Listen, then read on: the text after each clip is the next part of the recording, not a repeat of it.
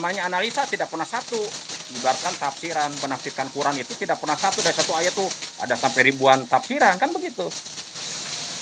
Beda kalau petunjuk, pasti kesama juga sama. Gitu.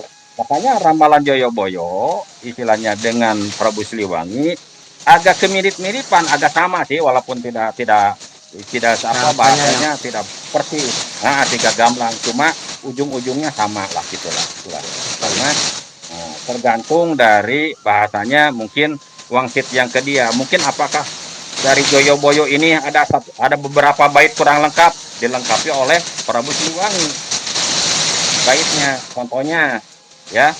Contohnya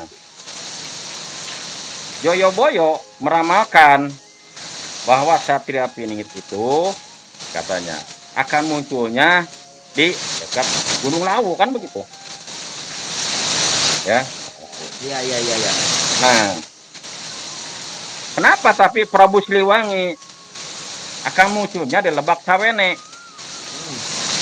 Itu iya. Ya. Gimana itu? Nah, dijabarkan, itu kan menjabarkannya kan beda-beda. Kenapa? Kalau banyak menjabarkan beda. Yang namanya dekat gunung itu pasti ada lebak, ada logakan, ada cekungan, ya. Ada cekungan. Makanya dilambarkan lagi oleh Prabu ini lebak, namanya lebak juga sama. Kalau di sini sebutnya lebak. Nah, kan gitu ya. Gitu. Jadi yang saya tahu gitu istilahnya, yang saya sering sering saya komunikasikan dengan orang-orang gaib lah gitu ya. Karena kalau orang gaib B ya. Iya. Makanya kemarin kenapa banyak, karena saya juga sama istilahnya ya lah, bahasanya suka banyak orang minta tolong sama saya. Gitu. Makanya kemarin saya datangin ke Gus Samsudin, menantang Gus Samsudin dilukias sama saya bahwa dia ilmunya tuh dari jin. Nanti saya akan kirimkan channel yang kemarin saya diwawancara dari sana, dari anak buahnya ke Mas Surya. Saya diwawancara, saya nantang, saya bawa uang Gus Samsudin bahwa ilmunya dari jin, saya rupiah, nanti ilmunya hilang. Kita buktikan, apa ngadu ilmu, apa pembuktian dengan saya. Kalau masih ada berarti saya kalah, saya bayar. Nanti saya kirimkan di YouTube-nya, ada channelnya dia. Saya diwawancara di sana dengan channelnya Dani, anak buahnya Dani Official dan Kang Adin Official. Terus gimana itu? Pembuktian. Terus seperti apa itu? Nah, saya dari Minggu ke sana sampai hari Senin, Selasa nggak ada jawaban tantangan saya itu. Nah, tidak ada tantangan jawaban itu, Nas. Tapi setelah saya pulang ke Bandung, ada telepon ke saya, ya. Katanya Gus Samsudinnya bersedia. Oke, kata saya itu. Kita bikin oret-oretan lah di atas materai. Tantangan saya kan begitu ya. Saya tadinya tidak mau terkenal. Saya kan diwawancara, apakah Buya YouTube? Saya tidak punya YouTube.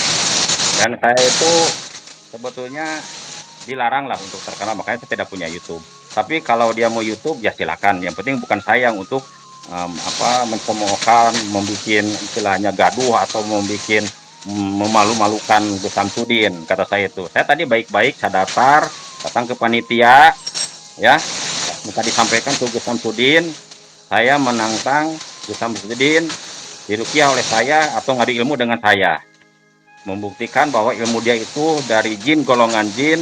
Yang pertama genderuwo, yang kedua itu buta ijo.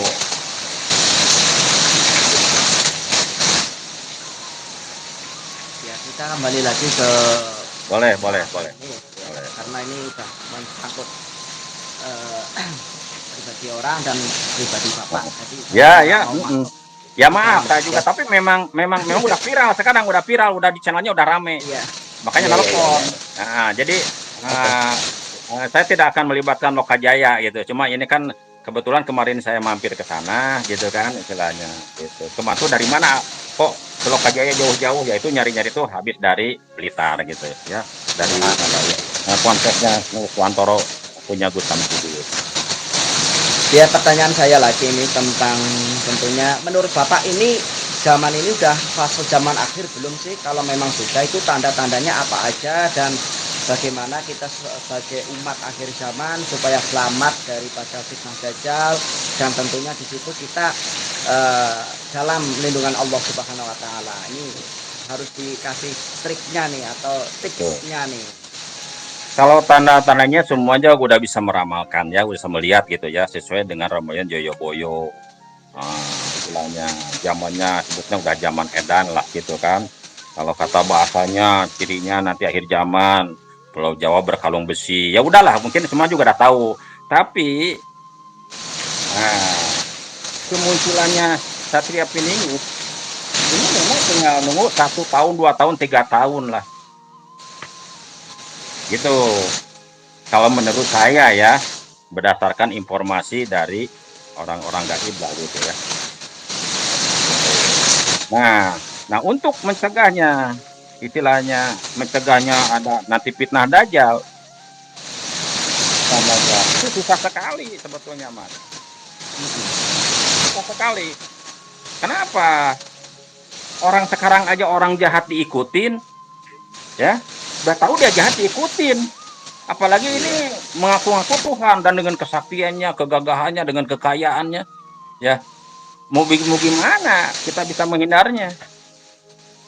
Cuma, ada cumanya. Bisa terhindarnya kalau dia itu setelah mengikuti yang namanya Imam Mahdi atau Satria Piningit. Yang tadi awal saya bilang. Kenapa? Ya susah sekali orang setelah munculnya Satria Piningit dia itu menolak. Banyak yang mengingkari. Nah itu aja. Orang yang mengikuti Satria Piningit dia akan mengingkari, ya pasti terjerumus ke sana. Jadi lebih gampang akan mengikuti dajjal nantinya orang-orang. Karena iming-imingin harta, iming-imingin kemewahan, iming-imingin kebahagiaan juga. Ya nanti mas yang paling susah sekarang gini ya. Kenapa saya bilang susah? Ini belum ada YouTube, belum ada mungkin para sepuh yang menafsirkan ke sana ya. Ini pertama, dajjal itu memunculnya kenapa dia berwajah ganteng? Karena dia ngaku Tuhan, harus sempurna. Jadi tidak akan kelihatan matanya yang sebelahnya itu ya. Hanya orang-orang itu bisa mengetahui di situ adalah bermata sebelah kata Rasulullah itu. Hanya orang-orang betul. Nah, makanya iman. Nah, kenapa bilang begitu? Dia itu akan menguasai. Jadi yang akan terpicut pertama, kepikat pertama adalah para perempuan. Untuk jadi sebagai pasukannya dulu pertama perempuan. Boleh, yang lain istilahnya menolak. Kenapa? Perempuan dulu yang akan kenanya. Karena ada hadisnya, nanti setelah muncul dajjal, isi dan anak-anakmu perempuan harus diikat. Karena kalau udah dia akan terpesona, akan refleks kayak kehipnotis, kegendam si perempuan itu. Jadi secara tidak langsung yang akan terpikat itu kebanyak yang mengikuti. Contohnya zaman sekarang pengajian yang paling banyak adalah perempuan, ya. Benar nggak? Benar. Iya, coba ibu-ibu kalau pengajian di mana-mana, aduh pasti rame. Contohnya Gus Ikdam, banyak lah kalau pengajian akan kebanyakannya ibu-ibu. Ya. Nah, kenapa dajjal merekrut dulu para perempuan? Kepikatnya. Karena laki-laki ini nanti dia akan mengadakan hukumnya, bebas berzina dengan dia, dengan perempuan itu. Siapa yang tidak akan tertarik? Karena dia ngaku Tuhan, orang Tuhannya juga ada mengizinkan, udah serba halal. Ya, padahal tipuan itu padahal ya. Iya. Itu yang akan banyak, kenapa saya bilang banyak terjerumus. Yang kedua, orang susah uang, dia mau uang beberapa pun bisa kasih. Bahasanya mah kalau dalam ilmu sihirnya saking hebatnya, apapun mau jadi emas, kertas mau jadi uang. Orang siapa yang susah? Lagi susah begini siapa yang mau hidup susah? Pasti makanya akan terjerumus. Betul nggak? Nah ini penjabaran saya kenapa banyak orang yang ngikuti dajjal. Yaitu pertama perempuan-perempuan. Karena sesuai dengan hadis, kalau muncul dajjal, istri-istrimu dan anak-anakmu perempuan diikatlah, kan begitu. Iya. Karena untuk jadi penggodanya nanti. Ya, ini yang namanya spiritual berdasarkan Quran hadis, berdasarkan kaidah-kaidah. Iya, insya Allah saya akan pertanyaan saya akan keluarkan hadisnya. Boleh, boleh, boleh. Itu saya lebih senang seperti itu. Jadi kita bersandarkan kepada Nabi Muhammad SAW. Ya. Jadi bukan asumsi sendiri gitu loh. Bukan. Ada, saya insya Allah ada dalilnya, ada hadisnya. Ya. Siap-siap itu buat referensi kita. Nah, menghadapi akhir zaman seperti ini, banyak fitnah, banyak apa, kalau kita berbicara spiritual, kalau kita melakukan apa, belajar tirakat, belajar hakikat, torekot, itu kita dianggap ketinggalan zaman. Itu orang-orang yang seperti itu seperti apa itu, kita kok banyak sekali yang mengatakan seperti itu. Bahkan zaman sekarang itu kalau saya lihat di medsos ya, baik pokoknya di dunia medsos lah ya, itu agama Tuhan itu jadi buat olok-olokan. Itu seperti apa ini kita zaman ini? Kita mau bersandar kepada siapa kita? Itu yang namanya, kadang bukan hanya itu, bahkan ulama-ulama kadang sangat membingungkan di akhir zaman ini, Pak. Itu solusinya seperti apa ini? Kita memilih ulama itu yang seperti apa ini? Mohon dijabarkan, Kang. Betul, betul. Itu ya. Nih, pertama kalau jelas memilih ulama itu istilahnya zaman sekarang itu, saya maaf ya. Nah, bisa ada ulama nih yang dengerin ya. Pasti kalau ada. Gitu ya. Susah sekali. Susah sekali sekarang ulama yang betul-betul ulama ya. Ya. Iya. Ya kan ulama mungkin udah tahu syaratnya. Pertama, dia waro. Ya, harus hati-hati dari makanan, dari pokoknya banyak, hati-hatinya kan terjemahan banyak lah. Ulama sendiri yang tahu, mungkin ada dalam kitab-kitabnya ya, tak gitu. Nah, ada hadisnya. Yang kedua, istilahnya kona ini nerima apa aja, nggak ada yang banyak menerima. Dia punya pesantren, punya anak, dia nggak punya penghasilan, sedangkan lihat tetangganya punya motor, punya ini, kuliah, punya ini, sanggup nggak?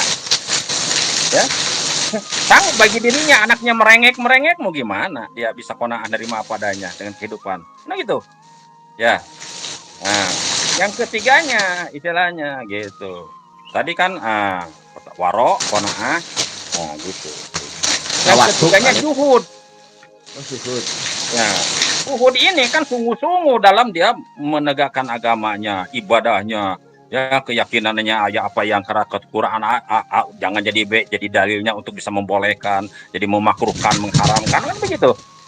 Itu susah. Jadi menurut saya untuk ulama sekarang itu nggak ada. Kenapa? Karena mau munculnya Satya Piningit itu berarti ilmu agamanya ulama itu udah nggak ada. Kalau masih jauh pasti bahkan masih ada.